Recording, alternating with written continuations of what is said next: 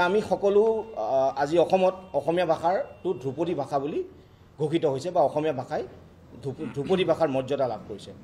অসমীয়া ভাষাৰ যি ঐতিহ্য সক্ৰিয়তা আৰু মৌলিকতা আছিল, এই মৌলিকতাৰ বাবে অসমীয়া ভাষাই এটা মৰ্যাদা লাভ কৰিছে আৰু এটা স্বীকৃতি লাভ কৰিছে। এয়া অসমবাসী ৰাইজৰ কাৰণে নিশ্চয়কৈ এটা আনন্দৰ খবৰ। কিন্তু অসমীয়া ভাষা সদায় এটা কিন্তু আপোনাৰ ধ্ৰুপদী ভাষা আছিল। এটা কথাটো হৈছে যে আমি সকলে আনন্দ উৎসাহ কৰিয়ে থাকিলে নহ'ব, আমি কিছুমান বাস্তৱ ক্ষেত্ৰত আমি কিছুমান দিশ আছে, সেই দিশবিলাক আমি চাব লাগিব। আজি আমি দেখা পাইছোঁ যে বিগত সময়ত আজি হাজাৰ হাজাৰ যিদৰে মাতৃভাষা মাধ্যমৰ বিদ্যালয় আজি কমি আহিলে বিগত এই চৰকাৰখনৰ দিনত, সেই সময়ত বহু ব্যক্তি কিন্তু নীৰৱে ৰ'লে। অসম লোকসেৱা আয়োগৰ পৰা 30 বছৰৰ মূৰত এখন নতুন বিধি হৈছিলে। সেই বিধিত কেন্দ্ৰীয় লোকসেৱা আয়োগৰ আৰ্হিত এখন অসমীয়া ভাষাৰ এখন যোগ্যতা নিৰ্ণয়কাৰী, অৰ্থাৎ যিখন পেপাৰত খালি কোৱালিফাইং এটা মাৰ্কছ পাব লাগে, এখন পেপাৰ ৰখা গৈছে। সেই পেপাৰখন পৰীক্ষা হৈ থকা অৱস্থাত প্ৰত্যাহাৰ কৰা গৈছিলে। কেৱল সেয়াই নহয়, অসমীয়া মাধ্যমৰ বিদ্যালয়ৰ পৰিৱৰ্তে CBSEৰ ইংৰাজী মাধ্যমৰ বিদ্যালয় আদৰ্শ বিদ্যালয় সংস্থাপনৰ যি আৰ্হি বা যি কাৰ্য এই চৰকাৰখনে কৰি আহিছে বা কৰিব চেষ্টা কৰি আহিছে, তাক কিন্তু এক প্ৰকাৰৰ কাণ ফাটি যোৱা মৌনতাৰে সমৰ্থন কৰা সকলে এতিয়া কিন্তু অসমীয়া ভাষা ধ্ৰুপদী ভাষা হওঁতে কিন্তু আনন্দ আৰু উৎসাহ নোহোৱা হৈছে। ভাল কথা, অসমীয়া ভাষা আনন্দ উৎসাহ অসমীয়া ভাষা ধ্ৰুপদী ভাষা হৈছে, আমি সকলোৰে আনন্দ আৰু উৎসাহ আছে। কিন্তু অসমীয়া ভাষাটোৰ বিপদৰ সময়ত চৰকাৰখনৰ যিখিনি নীতিৰ কাৰণে অসমীয়া ভাষাটোৰ বিপদ আহিছে, সেই সময়ত যিসকল মানুহে ব্যক্তিয়ে মনে মনে আছিলে, সেইসকল ব্যক্তিৰ কিন্তু আজি আনন্দ উৎসাহ দেখিছোঁ। আৰু দুটা বৰ ইণ্টাৰেষ্টিং বস্তু আমি লক্ষ্য কৰিছোঁ, বৰ আকৰ্ষণীয় বস্তু। সেই কথাটো হৈছে এই আনন্দ উৎসাহৰ মাজত যিবিলাক মূল ব্যক্তি, আজি কুল শইকীয়া ডাঙৰীয়াকে ধৰি যিসকল ব্যক্তিয়ে এই ভাষাটো ধ্ৰুপদী ভাষা হোৱাত আগভাগ লয়, সেই ব্যক্তিসকলৰ কথাটো আৰু লগতে সামাজিক মাধ্যমত আমি দেখা পাইছোঁ যে শাসকীয় দলৰ এছামৰ মাজত কিন্তু কৃতিত্ব লোৱাৰ যেন এক জোৱাৰ চলিছে। অথচ সিদিনালৈকে তেওঁলোকে কিন্তু ভাষাটোৰ বিপদৰ সময়ত কিন্তু মৌনবধ কৰি আছিলে, যেতিয়া চৰকাৰী পক্ষই এটাৰ পাছত আন এটা সিদ্ধান্তৰে অসমীয়া ভাষাৰ বিদ্বেষী তেওঁলোকে কিছুমান কাৰ্য হাতত লৈ আহিছিলে, নীতি হাতত লৈ আহিছিলে। আৰু কেৱল আমি সকলোৱে মনত ৰাখিব লাগিব যে অসমীয়া ভাষাটো কেৱল এটা ধ্ৰুপদী ভাষা বুলি ক'লে অসমীয়া ভাষাটোৰ চৰ্চা হৈ নাযায় বা অসমীয়া ভাষাটো চিৰদিনলৈ আজি ৰক্ষা নপৰে। অসমীয়া ভাষাটো ৰক্ষা কৰিবলৈ অসমীয়া ভাষাৰ চৰ্চা লাগিব, অসমীয়া ভাষাটোৰ ব্যৱহাৰিক, অসমীয়া ভাষাটোৰ প্ৰশাসনিক আৰু বিদ্যায়তনিক দিশত অসমীয়া ভাষাটোৰ যিমান পাৰোঁ সিমান ব্যৱহাৰ লাগিব। আৰু সেই ব্যৱহাৰ যদি আজি নহয়, তেতিয়াহ'লে কিন্তু আমি ধ্ৰুপদী ভাষা হ'লেও কিদৰে পালি ভাষা, কিদৰে সংস্কৃত ভাষা, কিদৰে প্ৰাকৃত ভাষা নাইকিয়া হৈ গৈছে বা এক মৃত ভাষাত পৰিণত হৈছে, তাৰ উদাহৰণ কিন্তু ভাৰতবৰ্ষত আছে।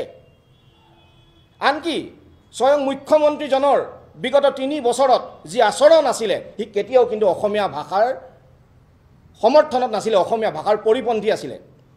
মুখ্যমন্ত্ৰী ডক্টৰ হিমন্ত বিশ্ব শৰ্মাই কৈছিলে যে অসমীয়া মাধ্যমত পঢ়িলে ল'ৰা ছোৱালী আৰু ডক্টৰ ইঞ্জিনিয়াৰ হ'ব নোৱাৰি। আমি সকলোৱে আমাৰ বাস্তৱ জীৱনত দেখি আছোঁ, আমাৰ একেলগৰ কিমান অসমীয়া মাধ্যমৰ ল'ৰা ছোৱালীয়ে প্ৰাৰ্থীয়ে আহি ডক্টৰ ইঞ্জিনিয়াৰ হৈ আছে আৰু এতিয়া পৰ্যন্ত হৈ আহিছে। খুব দুখজনক আছিলে আমাৰ বাবে, যি কাৰণে আজি আমি আহিছোঁ। এখন দীঘলীয়া যুঁজ যুঁজিছিলোঁ আমি 2021 বৰ্ষৰ 22 বৰ্ষত। সম্পূৰ্ণ 30 বছৰৰ মূৰত অসম লোকসেৱা আয়োগৰ যেতিয়া এক নতুন বিধি হৈছিলে আৰু UPSCৰ আধাৰত যেতিয়া কেন্দ্ৰীয় লোকসেৱা আয়োগৰ যেতিয়া পৰীক্ষা হৈছিলে, তেতিয়া অসমীয়া ভাষাৰ এখন বাধ্যতামূলক যোগ্যতা নিৰ্ণয়কাৰী পেপাৰ, অৰ্থাৎ সেইখন পেপাৰত 30% নম্বৰ খালি পাব লাগে। 30% নম্বৰ পোৱা কাকতখনো যেতিয়া এই চৰকাৰখনে পৰীক্ষাটো হৈ থকা অৱস্থাত যিটো নীতিগতভাৱে ভুল আছিলে, আইনীগতভাৱে ভুল আছিলে, কাৰণ আইনৰ এটা খুব চেটল প্ৰিন্সিপল বুলি কয়, rule of the game cannot be change in the middle of the selection process. অৰ্থাৎ তুমি পৰীক্ষা বিজ্ঞাপন মতে দিয়াৰ পাছত তুমি পৰীক্ষা পদ্ধতি কিন্তু সলনি কৰিব নোৱাৰা। এনেধৰণৰ বহু নীতিগত দিশক তেওঁলোকে ওলাই কৰি গ'লেও তেওঁলোকে কিন্তু অসমীয়া ভাষাৰ বিদ্বেষী আৰু পৰিপন্থী কিছু কাৰ্য কিন্তু কৰিছিল। আৰু স্বয়ং মুখ্যমন্ত্ৰীজনৰ পৰা কিছুমান এনে বক্তব্য আমি দেখা পোৱা গৈছিল, যি অত্যন্ত পৰিতাপৰ কথা। আৰু এই যি ঘটনাবিলাক হৈছিলে, আমি ভাবোঁ যে এই ঘটনাবিলাক সম্পূৰ্ণভাৱে চৰকাৰী পৃষ্ঠপোষকতাত হৈছিলে আৰু পৰিকল্পিতভাৱে হৈছিলে। গতিকে আজি এটা দিনৰ ধ্ৰুপদী ভাষা হৈছে, আমি সুখী। অসমীয়া ভাষা সদায় ধ্ৰুপদী ভাষা আছিলে, অসমীয়া ভাষাই স্বীকৃতি পালে আমি সুখী। চৰকাৰো এইখিনি কিছু পৰিমাণে কৃতিত্ব আছে। কিন্তু আজি এই বিগত সময়ছোৱাত কিন্তু ভাষাৰ প্ৰতি যি ধৰণৰ বিপদ আহি আছে, যি ধৰণৰ চৰকাৰখনে ব্যৱস্থা লৈ আছে, সি কিন্তু কেতিয়াও কিন্তু সুখৰ খবৰ নহয়। গতিকে সেইখিনিয়ে কথা। মই কিছু সময়ৰ কাৰণে আমাৰ সিদ্ধাৰ্থ শৰ্মাক এই APSCৰ গোচৰটোৰ বিষয়ে কিছু কথা ক'বলৈ দিম। অসম লোকসেৱা আয়োগৰ এই গোচৰটো আমি উচ্চ ন্যায়ালয়ত হাৰিছিলোঁ, প্ৰধানকৈ কিন্তু টেকনিকেল গ্ৰাউণ্ডত, যিহেতু আমাৰ এখন PIL আছিলে, যিহেতু কোনো প্ৰাৰ্থীৰ লেক আবেদন এখন কৰিবলৈ ভাষাৰ বাবে ওলাই অহা নাছিলে। সাধাৰণ কথা, প্ৰাৰ্থী এজনে পৰীক্ষা দিবনে ভাষাৰ হৈ যুঁজিব, কিছুমান দুধুৰ-মুধুৰ অৱস্থা থাকে। কিন্তু সেই সময়ত এই সিদ্ধাৰ্থ শৰ্মাই আহি ভাষাৰ হৈ পেলাই যুঁজিছিলে, আৰু এই যুঁজখন কিন্তু আমি উচ্চতম ন্যায়ালয়লৈকে আমি যুঁজিছিলোঁ। আৰু এই বিষয়ে সিদ্ধাৰ্থ শৰ্মাই আপোনালোকক কিছু কথা ক'ব। পোনপ্ৰথমে মই আপোনালোকক নমস্কাৰ গ্ৰহণ কৰিছোঁ, আপোনালোক ইয়ালৈ সমবেত হোৱাৰ কাৰণে। আমি সকলোৱে জানো যে এটা ভাষা হৈছে এটা জাতিৰ হৃদপিণ্ড স্বৰূপ, আৰু ভাষাটোৱে এটা জাতিৰ স্বকীয়তা, মহানতা, ইয়াৰ খাদ্যাভ্যাস, ইয়াৰ পৰম্পৰা, ইয়াৰ লোকাচাৰ, ইয়াৰ সদাচাৰ, জাতিটোৰ ভৌগোলিক চাৰিসীমা ইত্যাদি ইত্যাদি বিভিন্ন ধৰণৰ কথাৰে আমাৰ জাতিটোক পৰিচয় বহন কৰি থাকে। গতিকে এটা মাতৃভাষা বা আইৰ মুখৰ ভাষাটো কিয় প্ৰয়োজনীয় সেই কথা আৰু মই কোৱাৰ কোনো প্ৰয়োজন নাই। আমি যদি লক্ষ্য কৰোঁ, যি সময়ত আমি আৰু এইটো কথা সকলোৱে জ্ঞাত যে অবৈধ বিদেশীয়ে আমাৰ অসমত যিদৰে আগ্ৰাসন চলাইছে, আমাৰ ভূমিৰ ওপৰত, আমাৰ মাটিৰ ওপৰত, আমাৰ ভাষাৰ ওপৰত যি আগ্ৰাসন চলাইছে আৰু নুই কৰিব নোৱাৰি। সেইবাবেই অসম চুক্তি স্বাক্ষৰিত হ'ল, আৰু অসম চুক্তি স্বাক্ষৰিত হোৱাৰ পিছত ক্লজ 6ত কমিটি গঠন কৰা হ'ল, আৰু বিপ্লৱ শৰ্মা ডাঙৰীয়া কমিটিৰ পৰামৰ্শ মতে ৰিকমেণ্ডেশ্যন দিলে। আৰু ৰিকমেণ্ডেশ্যনত স্পেচিফিকেলি কোৱা আছে যে mandatory provision of an Assamese language paper shall be made applicable in every recruitment in the state government service with necessary alternative provisions for and alternative provisions for Barak Valley districts, Bodoland territorial autonomous districts and hills districts in terms of Assam Official Language Act 1960. এতিয়া কথা হ'ল, যেহেতু এই যিটো সাৰমৰ্ম অসম চুক্তি, যি আমাৰ ভাষাৰ প্ৰতি আমি যি দীঘলীয়া সংগ্ৰাম কৰিছিলোঁ, আমাৰ জাতিটোৱে মাধ্যমৰ কাৰণে আমি যি দীঘলীয়া সংগ্ৰাম কৰিছিলোঁ, সেই সংগ্ৰামৰ পৰিণতিত অসম চুক্তি হ'ল। আৰু অসম চুক্তিখন আমাৰ অসমৰ অসমীয়া মানুহৰ কাৰণে গীতা, বেদ, বাইবেল। আৰু সেই উক্ত অসম চুক্তিৰ ৰিকমেণ্ডেশ্যনৰ ওপৰত ভিত্তি কৰি APSCত অসমীয়া ভাষাৰ কাকতখন অন্তৰ্ভুক্ত কৰা হৈছিলে। আৰু সেই অন্তৰ্ভুক্ত ইয়াত এইটো জল পটপটভাৱে এইটো স্পেচিফিকেলি ওলাই পৰিছে। আৰু বেচিকেলি আমি যদি লক্ষ্য কৰোঁ, আমি সেই সময়ত কেছটো যদিও আমি টেকনিকেল গ্ৰাউণ্ডত কেছটো হাৰিছোঁ বা আমাৰ পিটিশ্যনখন খাৰিজ হৈছে, আমি মাননীয় মুখ্যমন্ত্ৰী হিমন্ত বিশ্ব শৰ্মা ডাঙৰীয়া আৰু তথা তেওঁলোকৰ কেবিনেট মন্ত্ৰীসকললৈ মোৰ এয়া আহ্বান, আৰু এয়া মোৰ তেওঁলোকৰ প্ৰতি অনুৰোধ, যাতে তেওঁলোকে আকৌ নতুনকৈ এই কেবিনেট সিদ্ধান্ত লৈ অসমীয়া ভাষাৰ মেণ্ডেটৰী যিটো এজ পাৰ অফিচিয়েল লেংগুৱেজ এক্টৰ যিখন আমাৰ অফিচিয়েল লেংগুৱেজ অসমীয়া ভাষাটো ইয়াত সংযোজন কৰিব লাগে। আমি দেখিছোঁ PRC ব্যৱস্থাটো কেনেকৈ আজি কিছুদিনৰ আগতে কাছাৰৰ কলেজত PRC ব্যৱস্থাটোক নস্যাৎ কৰি পেলাই একাংশ বহিৰাজ্যৰ প্ৰাৰ্থী চাকৰি পাইছে।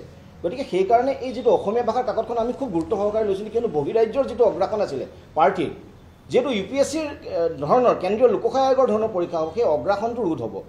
আৰু লগতে দুটাই উপায় আছে। এটা হৈছে আমাৰ যিটো ক্লজ 6 কমিটিৰ যিটো ৰিপৰ্ট, য'ত আমাৰ সংৰক্ষণৰ কথাটো কোৱা হৈছে অসমৰ কাৰণে, অসমীয়া মানুহৰ কাৰণে। আৰু দ্বিতীয়টো হৈছে এই যিখন লেংগুৱেজ পেপাৰ। এই দুটাই ৰাস্তা আছে, নহ'লে কিন্তু আমি বহিৰাজ্য প্ৰাৰ্থীক আমি ভাৰতীয় সংবিধানৰ যিটো 14 আৰু 16ৰ আধাৰত আমি বাধা দিব নোৱাৰোঁ। এইবিলাক এমপ্লয়মেণ্ট এক্সচেঞ্জত আমাৰ নাম ৰেজিষ্ট্ৰেশ্যন, আপোনাৰ অৰিজিনেল ইনহেবিটেণ্ট PRC, এইবিলাক যেতিয়া আদালতত কোনোবা গোচৰ কৰিবলৈ যাব, তেতিয়াহ'লে কিন্তু আদালতত গৈ উফৰি যায়, এইবিলাক উফৰি যায়। এতিয়া এটা সাময়িকভাৱে এটা সকাহে। গতিকে এই যিবিলাক ব্যৱস্থা চৰকাৰে আনিছিলে, কিন্তু অসমীয়া ভাষাখন আঁতৰাই পেলাই, এই ব্যৱস্থাবিলাক যে ভুল হয়, এই ভুলবিলাক প্ৰমাণিত হৈছে। এতিয়া কথাটো হৈছে যে এই যে কামটো চৰকাৰখনে কৰিলে, ইয়াৰ এই পৰিণতিটো কিন্তু আমি তাৰ পিছৰ বছৰ, তাৰ 2020 চনৰ পৰীক্ষাত এইটো কৰিলে, 2022 চনৰ পৰীক্ষাতে আমি এই পৰিণতি দেখা পালোঁ। কেনেকৈ দেখা পালোঁ? আজিকালি কি হয়, তথ্যবিলাক আগৰ নিচিনাকৈ নিদিয়ে, কিন্তু আমি দেখা পালোঁ, আপোনালোকৰ সংবাদ মাধ্যমেও জানে, ৰাজস্থানৰ এগৰাকী প্ৰাৰ্থী অসমীয়া অটো নাজানে বা 2 মিনিটো অসমীয়া ক'ব নোৱাৰে, দাদানী বুলি এগৰাকী প্ৰাৰ্থী বাছনিভুক্ত হ'ল। খুব হৈচৈ লাগিলে, দাদানীক তেতিয়া এপইণ্টমেণ্ট লেটাৰ দিয়া নাছিল, হয়তো পিছৰ সময়ত দাদানী আইনৰ যেতিয়া কাষ চাপিব নিশ্চয়কৈ কিন্তু দাদানীক চৰকাৰে কিন্তু আসনখন দিব লাগিব। দাদানী ACS পালে। আৰু এনে বহু প্ৰাৰ্থীৰ বিষয়ে আমি শুনি আছিলোঁ যে অসমীয়াৰ অটো নাজানা প্ৰাৰ্থী কিন্তু এই যোৱা বছৰ যিটো ৰিজাল্ট হ'ল APSC পৰীক্ষাত বাছনিভুক্ত হৈছে, কিন্তু জানাৰ উপায় নাথাকে, কাৰণ আমি সেইবিলাক ৰেকৰ্ডিং কথোপকথনৰ এই কথাবিলাক আমি গম নাপাওঁ। তাৰ মাজতে এজন প্ৰাৰ্থীৰ কথা আমি শেহতীয়াকৈ উলিয়াইছিলোঁ। এই প্ৰাৰ্থীজনৰ নাম আছিলে আপোনাৰ APSত তেখেতে মনীষ আগৰৱাল, APSত 20 পজিশ্যন পাইছিলে। এই পাৰ্টিজনৰ আছে আমাৰ টুইটাৰ হেণ্ডেল আপোনাক লাগিলে ভিডিঅ'টো দিব পাৰিম তাত তেখেতক লক্ষ্মীনাথ বেজবৰুৱা কোন সুধিছিলে লক্ষ্মীনাথ বেজবৰুৱা আৰু জ্যোতিপ্ৰসাদ আগৰৱালাৰ বিষয়ে নাজানা ব্যক্তিয়ে অসম পুলিচ সেৱাত আজি 20 নম্বৰ ৰেংকিং পাইছে গতিকে এই যিবিলাক নীতিবিলাক এই নীতিবিলাক অত্যন্ত স্ববিৰোধী আৰু সেইকাৰণে আমি কৈ আছোঁ বাৰে বাৰে যে পৃষ্ঠপোষকতাত কিছুমান কাৰ্য হৈ আছে আৰু খুব সুপৰিকল্পিতভাৱে অসমীয়া ভাষাটোক এটা দ্বিতীয় আৰু তৃতীয় শ্ৰেণীৰ ভাষা কৰাৰ প্ৰয়াস হৈ আছে এইটো স্পষ্ট কথা সুপৰিকল্পিতভাৱে হৈ আছে যাতে কালিলৈ পৰহিলৈ আমাৰ ল'ৰা ছোৱালী হয়তো অসমীয়াৰ এখন আমাৰ কাকত এখন উলিয়াই লৈ পঢ়িবলৈ কাৰণে এইটো এখন দ্বিতীয় আৰু তৃতীয় শ্ৰেণীৰ ভাষা বুলি ক'বলৈ ভাবিবলৈ বাধ্য হয় সাইকোলজিক্যালি মানসিকভাৱে আমাৰ যেটো সাইকোলজিক্যালি আমাৰ ব্ৰেইন মানে মগজুত এই কথাটো উপস্থাপন কৰিব বিচৰা গৈছে এইটো কোনোবাই ক'ব পাৰে যে আমাৰ ভাষিক জাতীয়তাবাদক ধ্বংস কৰিব আমি সেইবিলাক ৰাজনীতিক টাৰ্মত নাযাওঁ আমি কম যে সুপৰিকল্পিতভাৱে অসমীয়া ভাষাটোক এটা দ্বিতীয় বা তৃতীয় শ্ৰেণীৰ পৰিকল্পনা হৈ আছে আৰু সেই কাৰণে কৈছোঁ কেৱল ধ্ৰুপদী ভাষা হ'লে অসমীয়া ভাষা কিন্তু ৰক্ষা নপৰে অসমীয়া ভাষাৰ চৰ্চা লাগিব অসমীয়া ভাষাৰ চৰ্চা হ'বলৈ হ'লে অসমীয়া মাধ্যমৰ উন্নত হ'ব লাগিব অসমীয়া মাধ্যমৰ ল'ৰা ছোৱালী পঢ়াব লাগিব চৰকাৰী কৰ্মচাৰীৰ ক্ষেত্ৰত বাধ্যতামূলক কৰিব লাগিব অসমীয়া মাধ্যমৰ ল'ৰা ছোৱালী পঢ়াবলৈ আৰু সকলোতকৈ মূল কথা আমি সেইকাৰণে খুব জোৰ দিছিলোঁ যে অসম লোকসেৱা আয়োগত যেতিয়া অসমীয়াৰ বাধ্যতামূলক কাকতখন থাকে মানুহ পঢ়িবলৈ বাধ্য হয় আমি দেখি আছিলোঁ আমাৰ সেইটো সময়ত কিছুমান চিনাকি ল'ৰা ছোৱালীয়ে তেওঁলোকে ক্লাছ কৰিছিলে ইংৰাজীত তেওঁলোকে পঢ়িছিলে মাধ্যমৰ অসমীয়াটো হয়তো অকণমান তেওঁলোকে ভাবে যে 30% নম্বৰ পাবলৈ অসুবিধা তেওঁলোকে টিউশ্যন কৰা আৰম্ভ কৰি ইমান এটা সুন্দৰ পৰিৱেশ গঢ় লৈছিলে বাতৰি কাকত পঢ়িবলৈ লৈছিলে আমাক সুধিছিলে বহুতে যে কোনখন বাতৰি কাকত পঢ়িম কেনেকুৱা সেই এটা পৰিস্থিতিৰ পৰা অসমীয়া ভাষাটোক প্ৰত্যাহাৰ কৰা হ'ল কাৰ কাৰণে প্ৰত্যাহাৰ কৰা হ'ল হিন্দীভাষী এছ'চিয়েশ্যন এটা আছিলে বৰাক ভেলীৰ বৰাক ভেলীৰ এটা মণিপুৰী সংগঠন এইবিলাক আছে চৰকাৰৰ যিখন আমাৰ PIL 8321 যিটো জাজমেণ্ট তাতে এই কথাখিনি আছে এই ধৰণৰ সংগঠন 10 লাখ মণিপুৰী ভোটাৰ আৰু হিন্দীভাষী পৰিষদ এইসকলৰ মানে স্বাৰ্থ সুৰক্ষিত কৰিবৰ কাৰণে অসম লোকসেৱা আয়োগৰ পৰা অসমীয়া ভাষাটো প্ৰত্যাহাৰ কৰা হ'ল এয়াই হৈছে চৰকাৰৰ দুমুখীয়া নীতি আৰু সেই কাৰণে আমি কৈ আছোঁ যে সুপৰিকল্পিতভাৱে আজি আপোনালোকক দেখুৱাই দিলোঁ স্পষ্টকৈ তথ্যসহ যে কিদৰে চৰকাৰৰ যিখন অফিচ মেমৰেণ্ডাম কৰিছে এইটো হয়তো খুব সোনকালে আইন হ'ব এইটোক আমি বাধা দিব লাগিব চৰকাৰে এখন অফিচ মেমৰেণ্ডামৰ যুদ্ধে অসমীয়া মাধ্যমৰ আজি চৰকাৰী বিদ্যালয়বিলাকতো গ'ল অসমীয়া মাধ্যমৰ বেচৰকাৰী বিদ্যালয়বিলাক ধ্বংসযজ্ঞ আৰম্ভ কৰিছে